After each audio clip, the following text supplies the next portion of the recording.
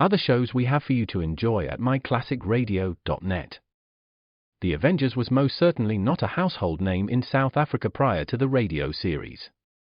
With no national television service until 1976, the mechanism simply was not present in the country to show television programs to mass audiences.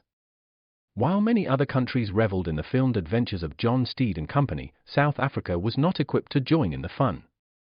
The series took Britain by storm and made a major impression in the American markets, being that greatest of rarities, a British series given a network transmission slot.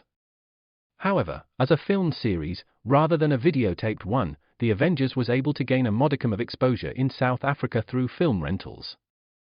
Come and listen at myclassicradio.net.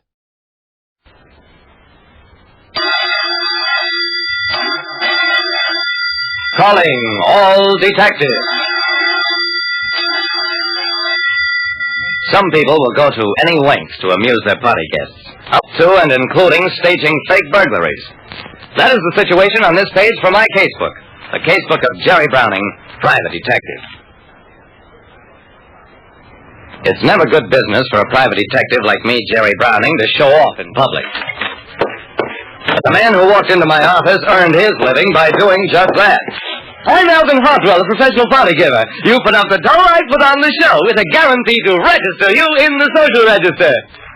Not me, Mr. Hartwell. I don't want to crash society. Wrong, Mr. Browning. You do want to be in society, because I'll pay you to be there.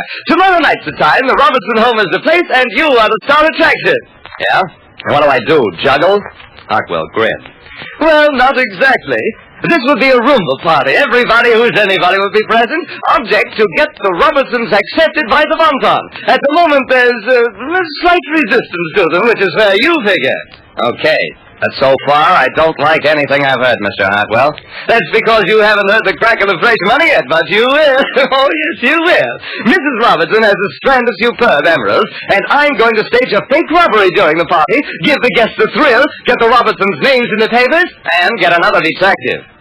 Hartwell smiled, reached into his wallet, brought out a bunch of crisp bills. I'm not suggesting anything illegal, Mr. Browning. It's all in fun. Good publicity. And for you, $1, $2, $3, $4, $500 paid in advance for one night's work. I looked at the money and... you just hired yourself a detective. Against my better judgment, I agreed to attend a party and recover some emeralds after a fake robbery staged for publicity purposes. I got to the party early, but Hartwell, the professional party giver, was already there.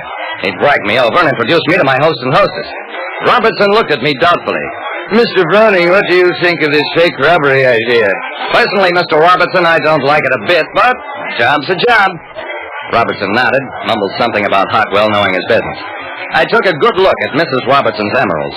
They were worth looking at. Then Hartwell tugged at my arm. Come with me, Jerry, and I'll show you how we work the act.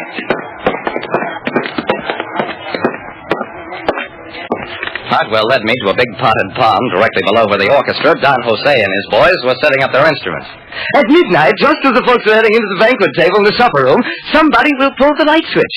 While the lights are off, Mrs. Robertson will strip off her emeralds, pass them to me, and I'll hide them right here in this pawn box. She'll announce the loss, you identify yourself as Jerry Browning, the famous detective, and instantly, without stalling, you find the emeralds. Wait a second.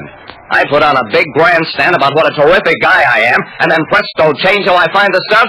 Right. Wrong. I quit. I won't make a monkey of myself for $500 or $5,000. Hartwell reasoned with me, pleaded, and finally I agreed to a modification of his wacky plan. No grandstanding, and for me to find the jewels after a search of reasonable duration.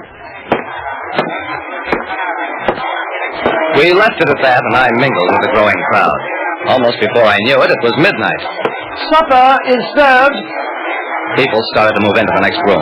I caught a glimpse of the Robertsons with Hartwell standing near them. Then, for a few seconds, there was a lot of milling around. Then the lights went on again. I looked at Mrs. Robertson again. Sure enough, her emeralds were gone. Ladies and gentlemen, Mrs. Robertson's emeralds seem to have disappeared.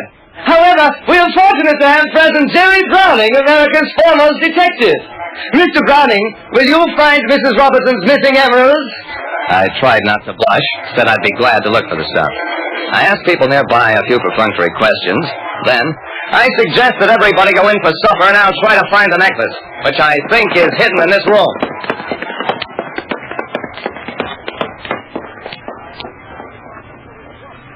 When the last guest had left the room, I walked over to the potted palm and poked around a bit in it. Then began to dig in earnest. It was also in vain, because Mrs. Robertson's emeralds were not there. I dashed into the supper room. Okay, who's got the necklace? And this time I'm not kidding about it. It took a couple of minutes for the Robertsons and Hartwell to realize that I meant what I was saying. And then Mrs. Robertson promptly fainted.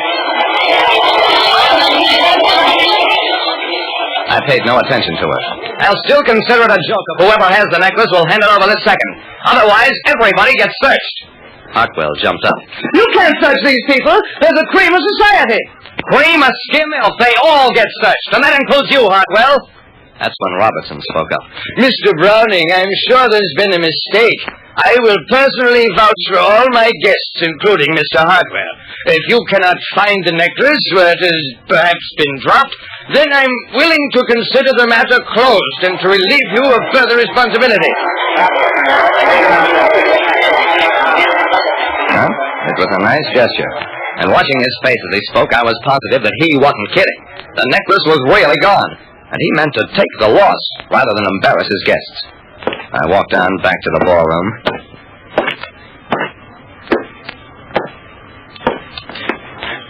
Gazed at the palm I'd ruined. No use searching there anymore. I dug right down to the roots.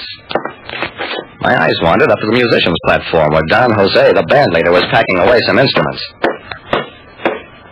Hey, you all through playing for the night? No, senor. Well, after supper, when people are full with the good food and wine, we play the slower music, so we do not need the maracas, yes? Maybe yes, maybe no. I think I'd like to look at those maracas right now. Don Jose didn't want to part with his bean-filled goods. In fact, he was so anxious to keep me from looking at them that he tried to pull a blackjack on me. And when anybody does that, he's talking my language.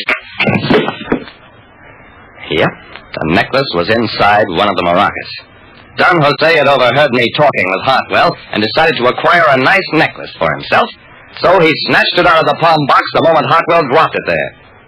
In court, he claimed it was a joke, and the judge was smiling when he handed down a 3-year sentence.